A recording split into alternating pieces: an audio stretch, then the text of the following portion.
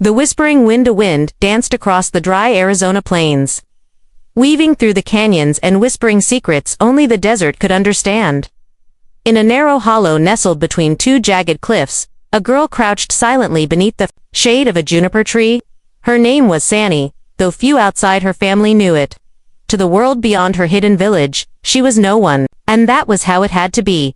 Sanny had been born in secret, during a time when her people were forbidden from living freely as Apache.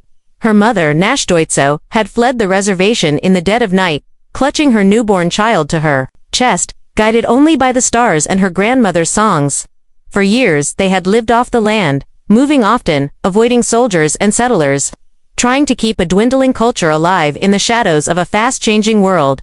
By the time Sanny turned 12, she had learned to move without sound, to track deer through thick brush, and to find water where none seemed to exist. But she had also learned silence, the heavy kind that comes with hiding, the kind that buries your voice so deep it feels like it might never rise again. Her world was small. Her mother, her uncle Chago, and her grandmother Isa. They lived in a wickiup built of woven branches and bark, tucked into the rock face near a spring. Most days were spent gathering roots, grinding corn, and listening to stories passed down from elders who no longer had names in the white man's records. But Sanny's eyes stretched farther than the canyon walls. At dusk, she often climbed the bluff to watch the distant glow of lanterns in the settler town of San Andres, just beyond the hills. There were things there she couldn't name, noises, smells, colors that seemed pulled from a dream. Her uncle warned her not to stare. "Those lights aren't for us," he'd say. "They'll burn you if you get too close." Still, the lights called to her one morning. As the monsoon clouds loomed low and heavy in the sky, a strange sound echoed through the canyon. Hoofs fast, too many to count. Sanny's mother rushed out from the shelter, eyes wide with fear. Inside, she whispered sharply, "Hide," but Sanny didn't move. The horses came into view, kicking up dust. Soldiers, blue coats, their faces unreadable.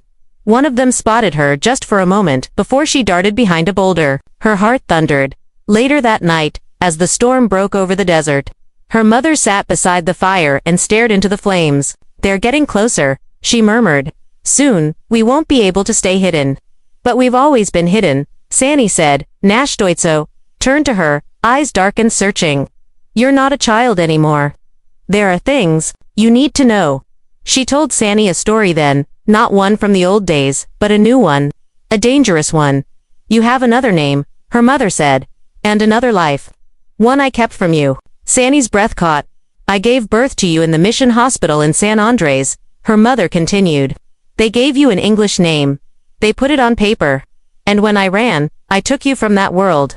Sanny stared at her, stunned. "Why are you telling me now?" "Because you have to decide which world you belong to. You can keep hiding, or you can go see what's on the other side of the hills." "But what if I don't belong in either?" Her mother didn't answer. The fire crackled between them. Outside, the wind began to whisper again, but now it seemed to be asking a different question. The stranger at the trading post days passed after Sanny's mother revealed the secret of her other life, but the weight of those words settled deep, like stones in her chest. The world beyond the canyon was no longer just a distant glow, it was a reality she could no longer ignore. One morning, after the sun had climbed high and baked the earth, her uncle Chago approached with a determined look. "It's time," he said quietly. "We'll take you to the trading post. You need to see it for yourself." The trading post was a small cluster of buildings nestled at the edge of San Andres where settlers came to barter goods, cloth, horses, guns, and stories. For years, it had been a place whispered about in their family, a symbol of everything dangerous and unknown. Sanny's heart hammered as they approached the dusty road leading into the settlement. The air smelled of smoke, horses, and sweat. Voices in English and Spanish mingled with the occasional Apache word. It was a tangled web of languages, a reflection of a world caught between cultures. Chago led her through the crowd, keeping her close. People glanced at her with curiosity, some with suspicion. She felt invisible and exposed all at once. At the center of the post stood a tall, lean man with sun-bleached hair and sharp blue eyes. He wore a long coat dusted with the desert's red dirt, and a wide-brimmed hat tilted just so. The man was leaning against a wooden post, watching the crowd with a cautious gaze. "That's Elias," Chago whispered. "He's the trader, and a friend to our people." Sandy watched as Elias spoke softly to a Navajo woman selling woven blankets. His voice was calm but confident, and his eyes scanned the faces around him, as if trying to read hidden stories. Something about Elias unsettled Sandy. Maybe it was the way he looked at her, like he could see past the dirt and shadows to something buried deep inside. Or maybe it was because he seemed to belong in both worlds, yet to fit in fully in neither. Chago introduced Sandy quietly. Elias, this is my niece. Elias tipped his hat. Pleasure to meet you, Sandy. She nodded, words caught somewhere, between curiosity and caution. The trader motioned toward a small table, cluttered with trinkets and goods from faraway places. I have something for you, he said, pulling out a delicate necklace with a turquoise pendant. A gift. It's Apache but also a symbol of the new paths we can take. Sandy's fingers brushed the cool stone. It pulsed with a quiet energy. She wanted to accept it, to hold on to something that connected her to both her worlds. But a voice inside warned her to be wary. Suddenly, the crowd shifted. A group of men in blue coats, soldiers, pushed their way into the trading post. The murmurs rose into whispers of alarm. Soldiers were no strangers to Sandy's family. They meant control, fear, and capture. Elias stepped forward, raising his hands to calm the crowd. There's nothing to fear, he said. But the soldiers' cold eyes scanned the faces, looking for someone or something hidden. Sandy felt her breath hitch. Was it her? Had someone betrayed their hiding place? She glanced at Chago, who gave a subtle shake of his head. No. The soldiers' captain barked orders, searching the buildings and questioning traders. The tension was thick enough to choke on. Amidst the chaos, Sandy noticed a small boy watching. From the edge of the crowd, his face dirty, clothed ragged. His eyes were wide, filled with a mixture of fear and wonder.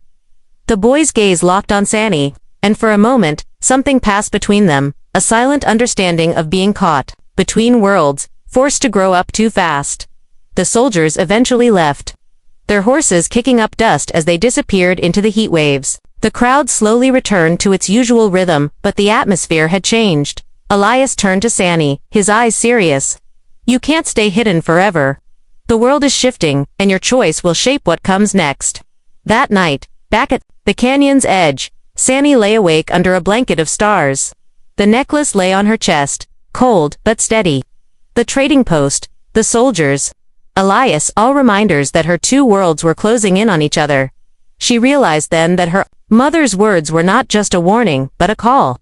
A call to step beyond the safety of shadows and face the uncertain light of both worlds. The mission school. The morning sun poured over the canyon, igniting the red rocks with a fiery glow.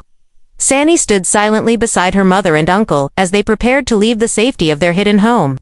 Today was the day she would step fully into the world she had only glimpsed from afar. The mission school in San Andres. Her mother's hands trembled as she packed a small bundle of belongings, a worn blanket, a few grains of corn, and the turquoise necklace gifted by Elias. This is your link to us, Nash Doitso said softly. Remember where you come from, no matter where you go. Sandy nodded, swallowing a lump in her throat. The wiki up behind her seemed smaller than ever, like a fragile shell left behind by a bird taking flight. The journey to the mission was a slow march along dusty roads, past fields dotted with mesquite trees and adobe homes. Sandy's heart raced with each step, unsure whether it was fear or excitement that filled her chest. When they reached the mission, its whitewashed walls gleamed under the bright sky. The bell tower stood tall, ringing a steady call that echoed across the land. It was a place of faith, discipline, and transformation. A place where many Apache children had been sent to forget their own ways and learn a new language. A new life. Inside, the air was cool and smelled of polished wood and candle wax. Women in black habits moved quietly through the halls, their eyes kind but watchful. Children dressed in stiff uniforms lined up, waiting to begin their lessons. Sandy's mother and uncle exchanged brief, meaningful glances before stepping back, leaving Sandy alone with Sister Maria, a gentle woman with sharp eyes and a soft voice. This is your home now, Sister Maria said, taking Sandy's hand. You will learn to read, write, and pray in English. You will be safe here. Sandy's world shrank to the classroom, long rows of desks, books filled with strange letters, and a teacher's voice that repeated words like a chant. At first, she struggled. English was a language of cold rules and sharp edges. Her Apache tongue, rich and flowing, felt buried beneath the weight of new lessons. The other children stared, Some with curiosity, others with suspicion. A few whispered when she passed by, their voices like a current that made her skin crawl. She longed for the quiet nights under the stars, for the stories of her grandmother, for the wild freedom of the desert wind. But there were moments of unexpected kindness, too. Elias visited sometimes, bringing books and small gifts. He told her stories of other worlds, of cities with railroads and telegraphs, of people who dreamed of peace between old enemies. "You are stronger than you know," Elias said one afternoon, handing her a notebook. "Use this to hold your story. It's yours to write." Sandy opened the notebook, the blank pages staring back at her like a promise. She thought of her two worlds, the hidden canyon of her family, and the mission school, filled with strangers. Could she find a place where both could live inside her? One evening, as the sun dipped low, Sandy overheard a conversation between two boys speaking English. They laughed cruelly about Apache traditions, calling them savage and backward. Her blood boiled. The shame and anger that had been buried in her heart flared up like wildfire. She wanted to shout, to fight, to prove them wrong, but instead, she clenched her fists. The turquoise pendant cold against her skin. That night, in the small room she shared with other girls, Sandy traced the necklace's shape in the moonlight and whispered a prayer in Apache, a prayer for strength, for courage, for belonging. She realized the mission school was more than a place to learn English and rules. It was a battleground where her identity would be tested, where she would have to choose which parts of herself to hide, and which to fight for. Days turned to weeks. Sandy studied harder, learning letters and numbers, songs and prayers. But in the quiet moments, she wrote in her notebook stories of her family, the wind in the canyon, the taste of wild berries, and the faces of those who loved her. She began to understand something new, that her story didn't have to be torn in two. Maybe, just maybe, it could be woven like the blankets at the trading post, threads of old and new. Dark and light, strength and hope. The ceremony of two fires, the desert night was alive with the crackling of flames. In a secluded clearing just beyond the mission grounds, Sandy found herself standing between two fires, one blazing bright, and orange. The other smaller, flickering blue with the light of lanterns. Tonight was the ceremony of two fires. A gathering where old traditions met new realities. Sandy's grandmother, Isa, had come from the canyon, traveling under the cover of darkness to join the ritual. Her face, lined with years and wisdom, held a quiet strength that settled Sandy's nerves. The women of the tribe circled the fires, their voices weaving chants in Apache, calling upon ancestors and the spirits of the land. The ceremony was a bridge, a symbol of balance between the worlds. Sandy lived in one fire represented the old ways, the language, the stories, the land itself. The other symbolized the new world, the mission, the settlers, the future that was fast approaching. As the drums began to beat, Sandy felt a pull deep in her chest, as if the fires themselves were tugging at her soul. She closed her eyes, letting the rhythm fill her, a heartbeat of two worlds intertwined. Her mother stepped forward, placing a hand on Sandy's shoulder. "Tonight you will choose," she whispered. "Will you stand with our people, or walk the path the settlers have made?" Sandy's heart ached. The choice felt impossible. Could she leave behind the mission school, where she was learning to speak the language of those who had tried to erase her? Or was it possible to carry both worlds inside her, to be a bridge like the two fires burning side by side? Isa took Sandy's hands, guiding her to the center of the circle. "Our strength is not in choosing one fire over the other," her grandmother said softly. "It is in carrying both, and knowing when to let each light guide your way." Sandy looked around at the faces, her family, her tribe, even a few of the mission students who had been invited to witness the ceremony. There was fear in their eyes, but also hope. The night deepened, and the flames danced higher, casting shadows that flickered like memories across the faces gathered. Sandy felt a stirring inside her, a courage she hadn't known she possessed. When the ceremony ended, she stayed by the smaller fire, watching embers rise into the sky. Elias appeared beside her, his voice low and steady. "You don't have to choose like it's a battle," he said. "Your path will be your own." Sandy nodded, feeling the weight of both fires settle within her chest. She was no longer just a hidden girl from the canyon, nor only a student of the mission. She was something new, a secret keeper, a bridge, a story waiting to be told. The rift the morning sun burned fiercely over San Andres, but its light couldn't reach the cold divide growing in Sandy's heart. After the ceremony of two fires, She had hoped for peace, a way to walk between her two worlds without losing herself, but peace was harder to find than she imagined. Back at the mission school, things had shifted. Some of the other students whispered behind her back, their eyes sharp with judgment. They saw her as different, not just because of her heritage, but because of the quiet strength she carried after the ceremony.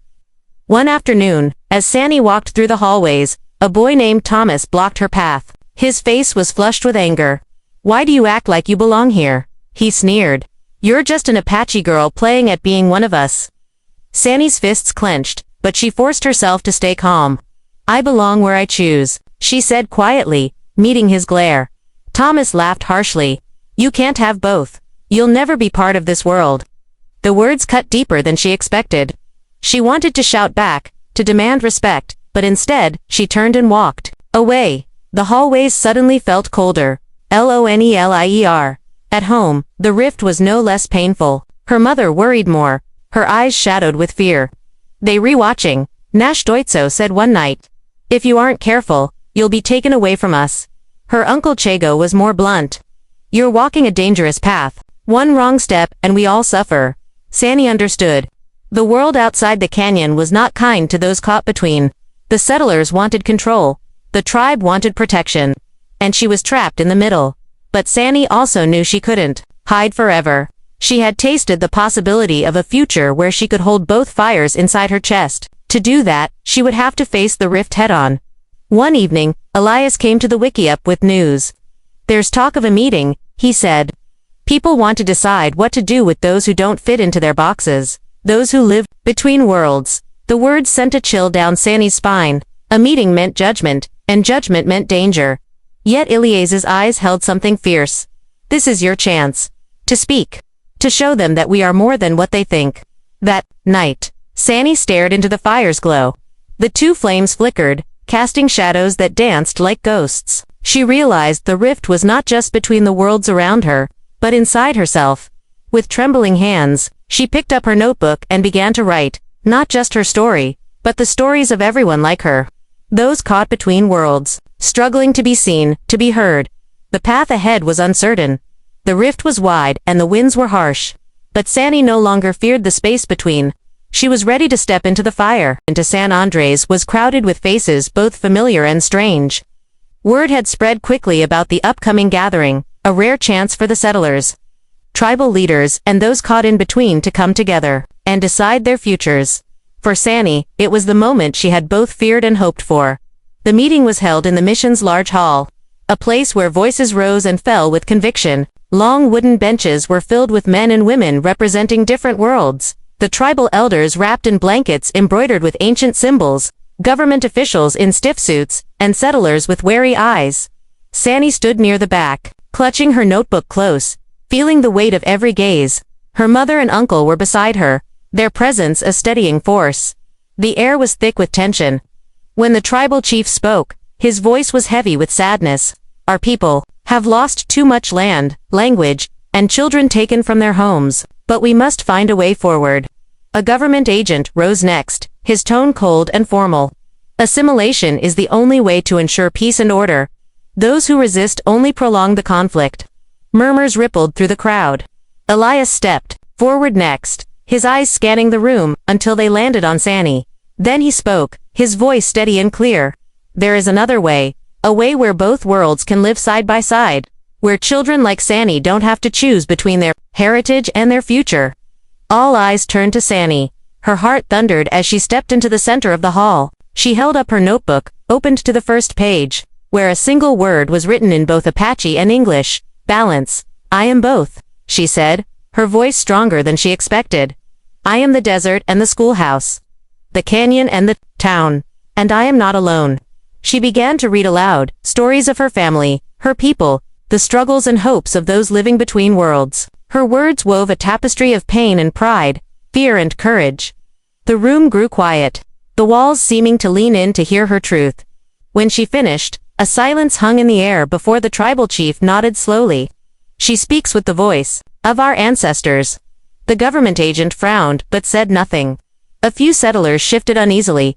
That night, as the hall emptied and the fires outside burned low, Sandy sat with her family beneath the stars. The path ahead was still uncertain, filled with challenges and hard choices, but for the first time, she felt the flames inside her chest burn with purpose, a promise to carry both worlds forward, as a secret Apache girl no longer forced to choose. The new dawn, the first light of dawn stretched across the desert, painting the sky with soft pinks and golds. The world felt quiet, as if holding its breath waiting. For Sandy, this morning was unlike any other. It was the beginning of something new, though she didn't yet know exactly what. The gathering from the night before had left ripples in the community. Some were hopeful, others resistant. But for Sandy, it was a moment of clarity. She had found her voice, and with it, a new kind of strength. Her grandmother, Isa, sat beside her outside the wickiup, a gentle smile creasing her weathered face. "You have done well, child," she said. "The path will be long, but you have lit a fire that cannot be put out."